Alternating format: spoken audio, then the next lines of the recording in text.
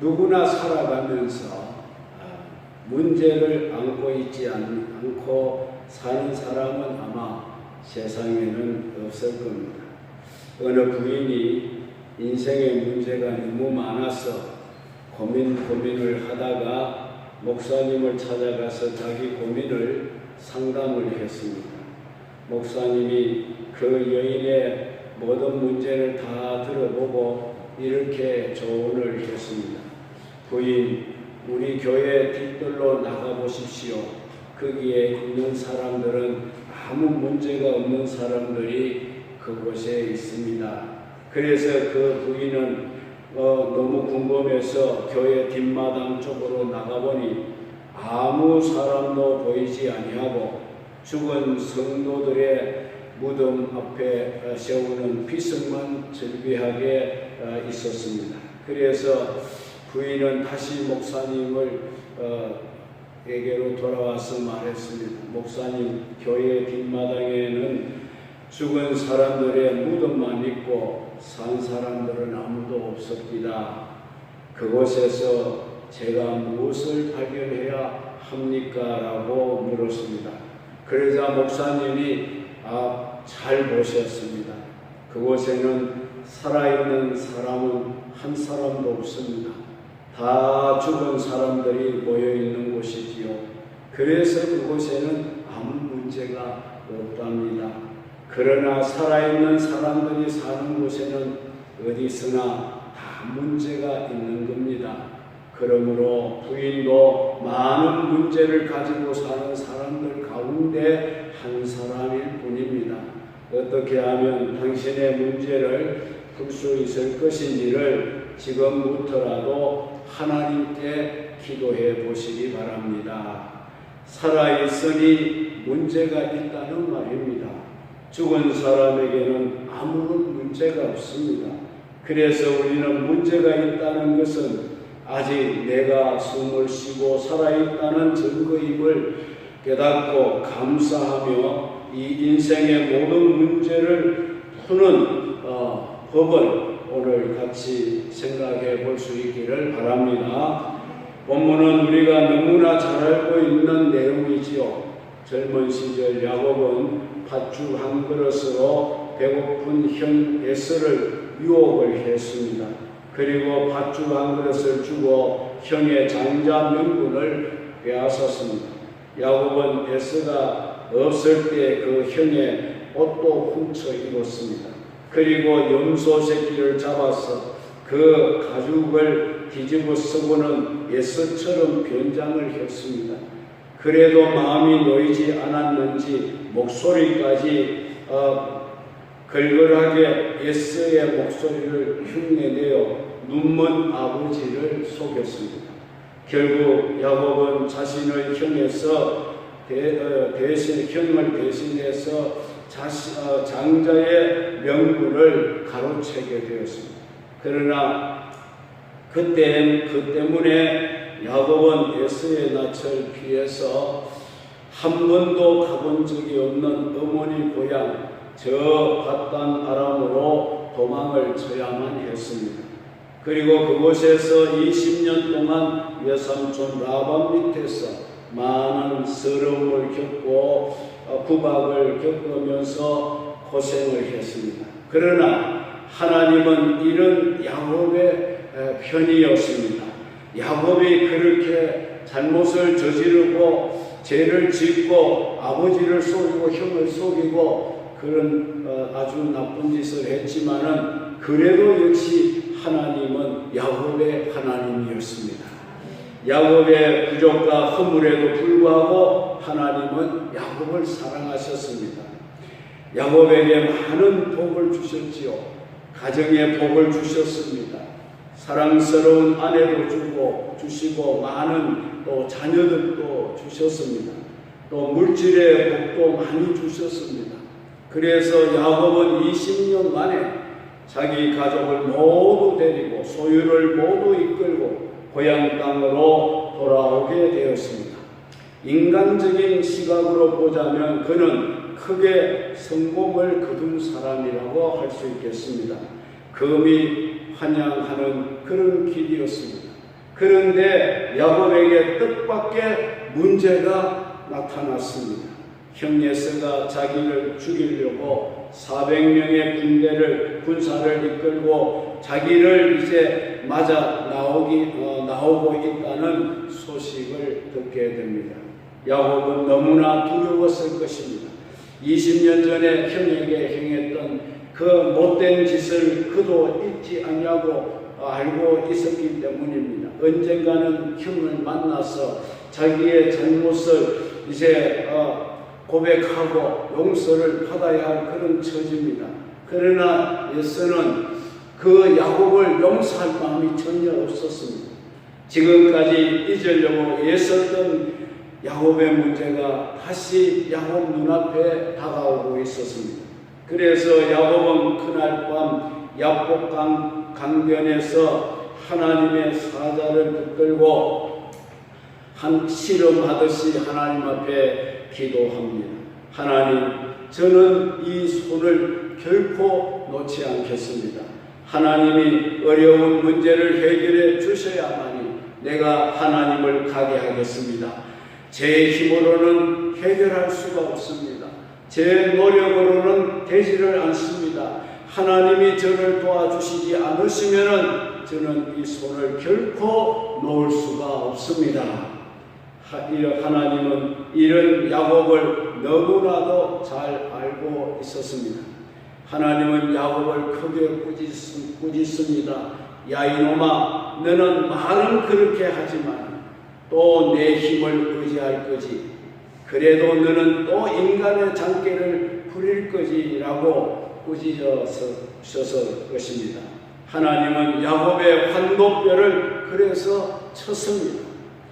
유대인들은 전통적으로 사람의 힘이 환도뼈에서 나온다고 생각합니다. 그래서 하나님이 야곱이 더 이상 인간적인 힘을 쓰지 못하도록 그 환도뼈를 하나님이 치시게 되었다는 것입니다.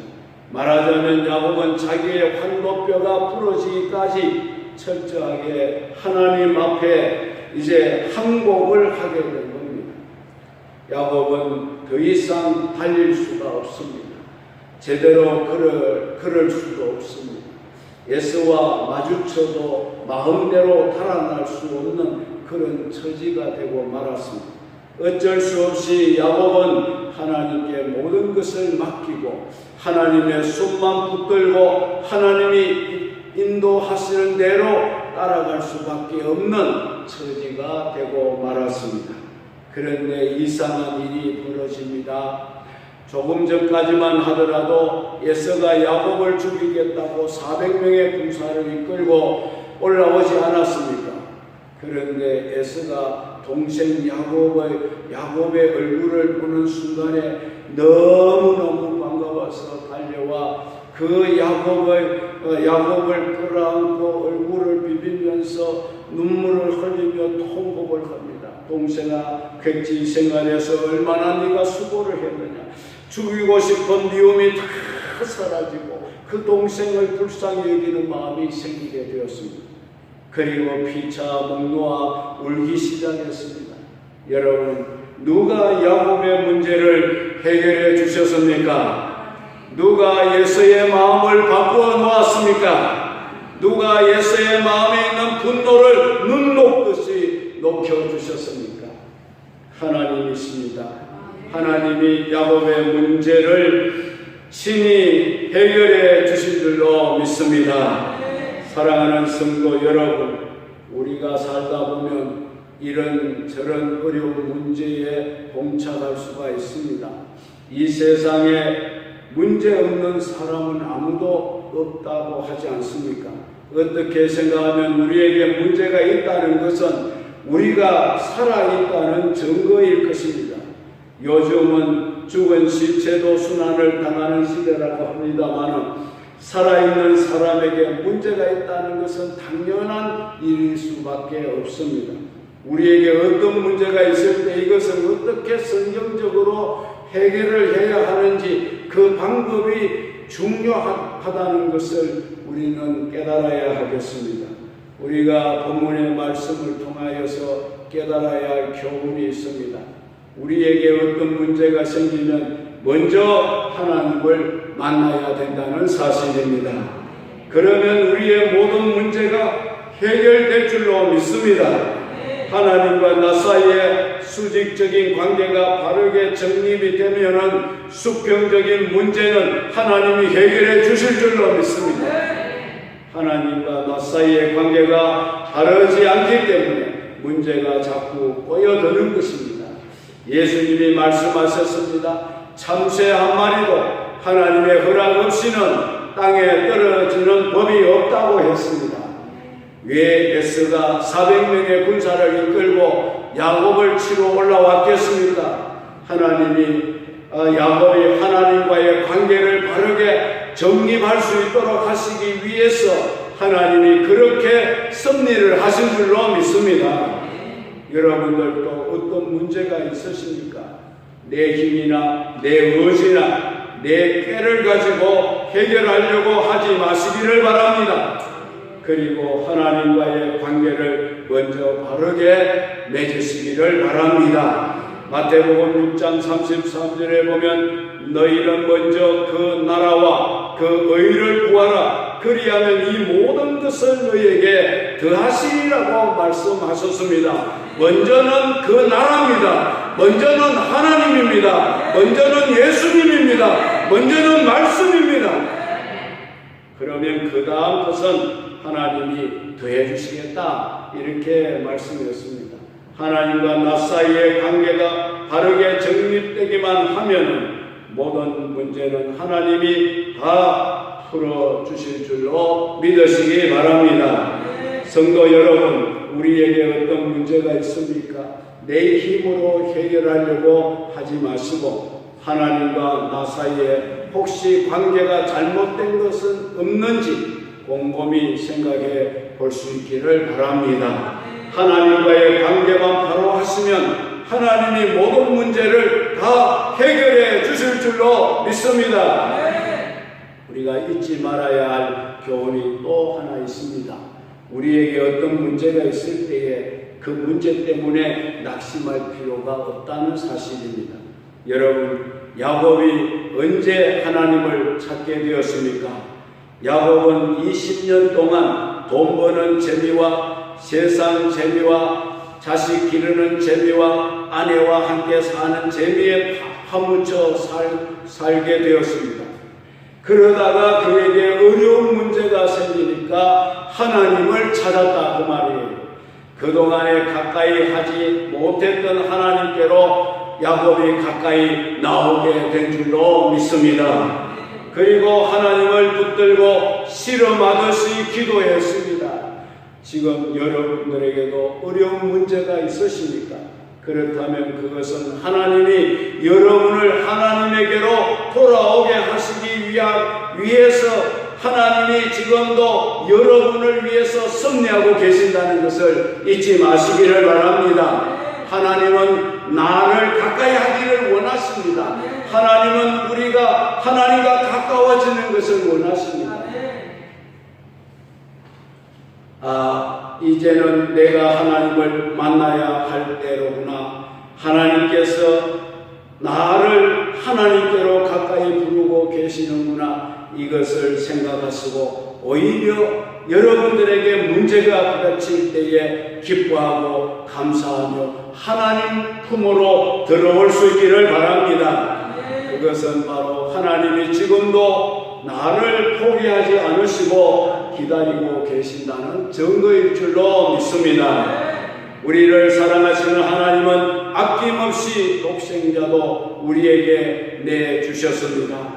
우리를 이처럼 사랑하시는 하나님이 왜 의미 없는 시련을 우리에게 주셔서 우리를 고생시키겠습니까? 하나님이 우리에게 시련을 주시는 것은 우리를 포기하지 아니하셨고 지금도 우리를 기다리고 계신다는 신호입니다. 신호.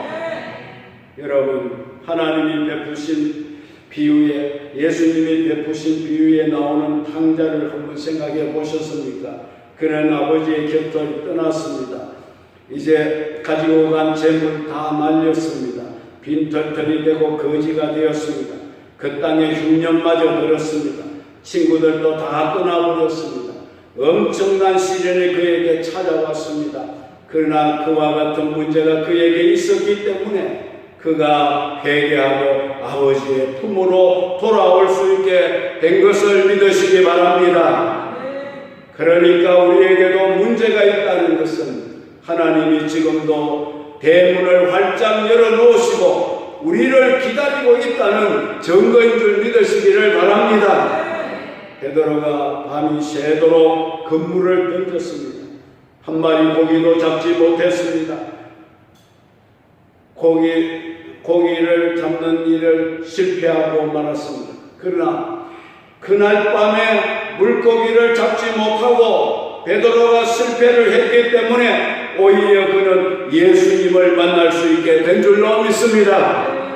베드로는 그날 밤의 실패로 인해서 오히려 고기 낚는 어부에서 사람 낚는 어부로 축복을 받게 된 줄로 믿습니다.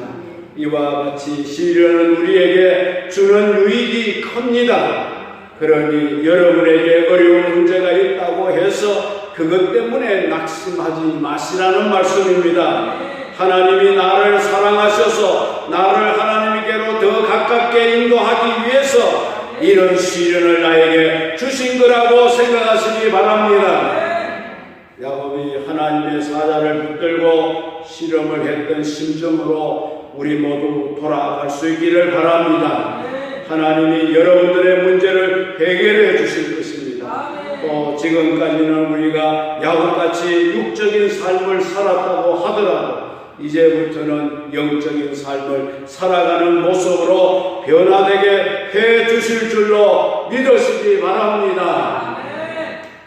미국의 부호 록펠러를 여러분들은 잘 아실 것입니다. 그 당시에 그는 세계에서 제일 큰 부자였습니다. 그는 젊은 시절 자기가 가지고 있던 모든 돈을 다 광산 사업에 투자를 했습니다.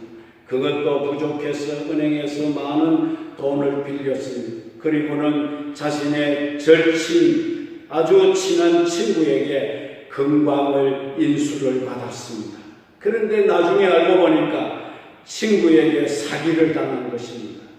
금은 이미 모두 다 캐내가고 찌꺼기만 조금 남아있는 마치 폐광 같은 그 폐광이나 다름이 없는 그런 건강을 자기 친구에게 팔아넘긴 것입니다.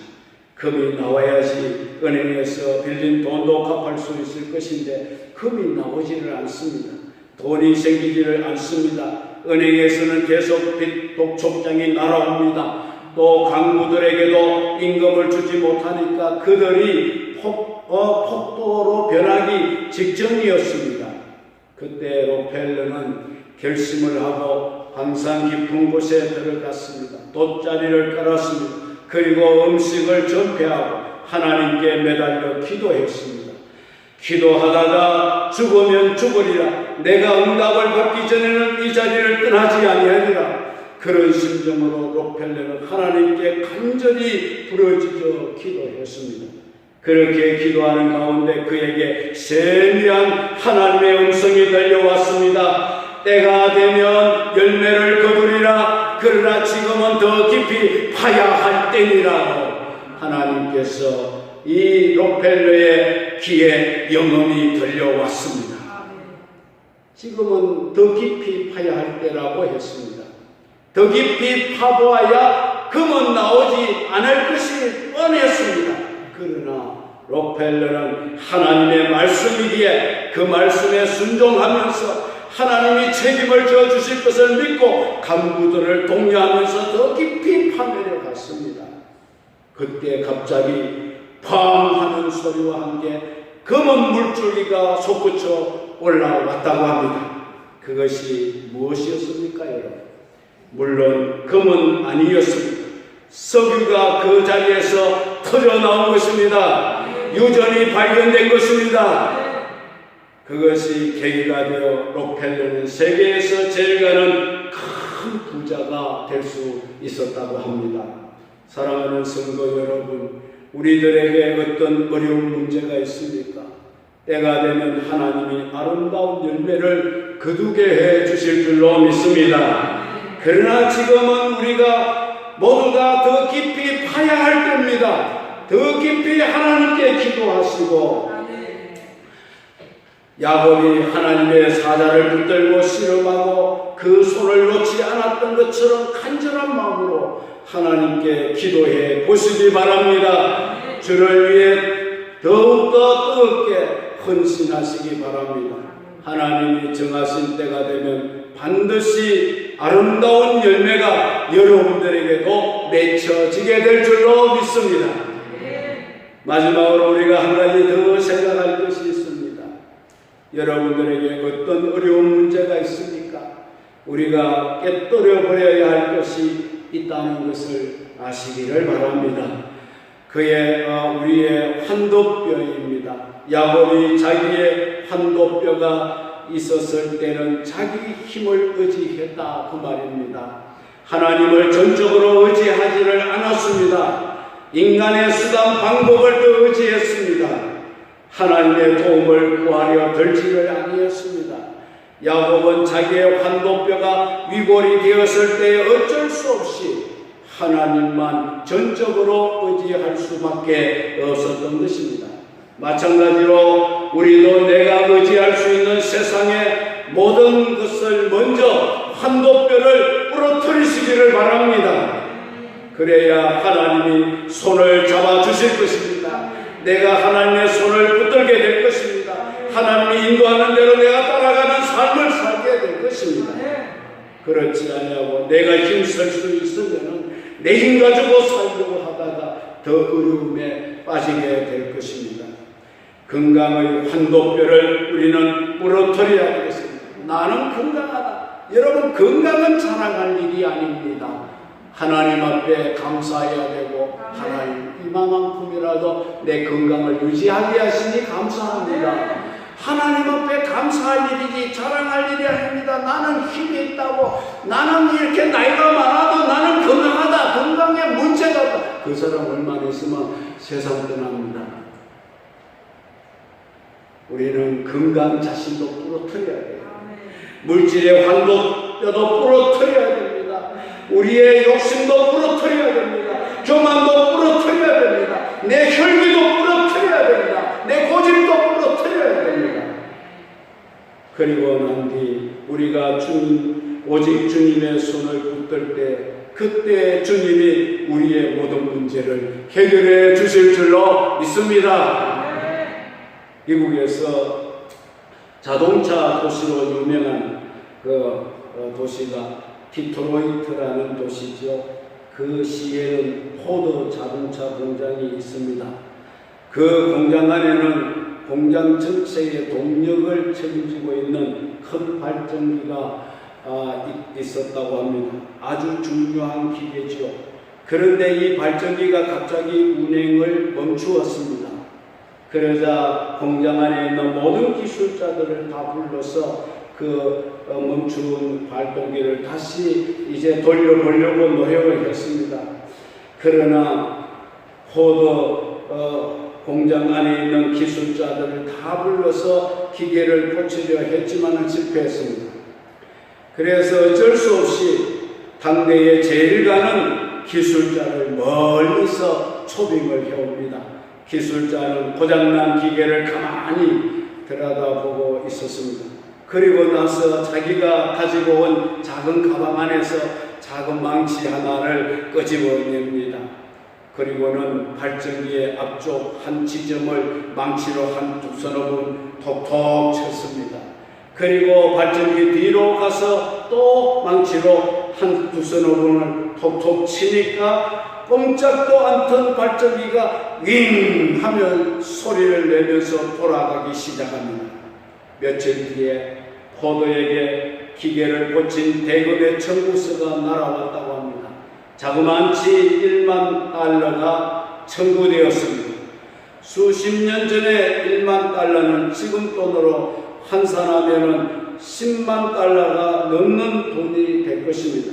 우리 돈으로 따지면 1억이 넘는 엄청난 청구 금액이 날아왔습니다. 포도는 청구서를 보고 너무나도 의의가 없었습니다. 기가 막혔습니다. 작은 망치로 몇 번 두드리고 나서 이 1억이라는 그 금을 청구하다니 날강도 같은 놈이라고 아마 욕을 했을지도 모릅니다. 너무나 어처구니가 없었습니다. 그래서 그 청구서를 되돌려 보냈습니다. 아니 여보시오, 작은 망치로 몇 번 발동기를 두들기고 1억을 달라는 이런 요구가, 지나친 요구가 어디 있어? 라고 이유서를 달아서 다시 그 청구서를 돌려보냈습니다. 며칠 후에 또 포도에게 답장이 왔습니다. 발전기 수리비 내역을 알리는 그 내역서가 왔습니다. 그것도 단 3줄이었습니다. 첫째는 작은 망치로 두드리면서 일한 노임이 10달러, 두 번째는 어디를 두드려야 할지 알아낸 기술값이 9,990달러, 그래서 합계 10,000달러 이렇게 다시 날아갔습니다. 포도는 아무 말도 더하지를 못하고 그 기술자에게 10,000달러를 보냈다고 합니다. 이것은 역사적인 실화가 우리에게 일깨워준 교훈이라고 생각합니다. 여러분들에게 어떤 문제가 있습니까? 내가 얼마나 많이 두들렸느냐는 중요하지 않다는 것이에요.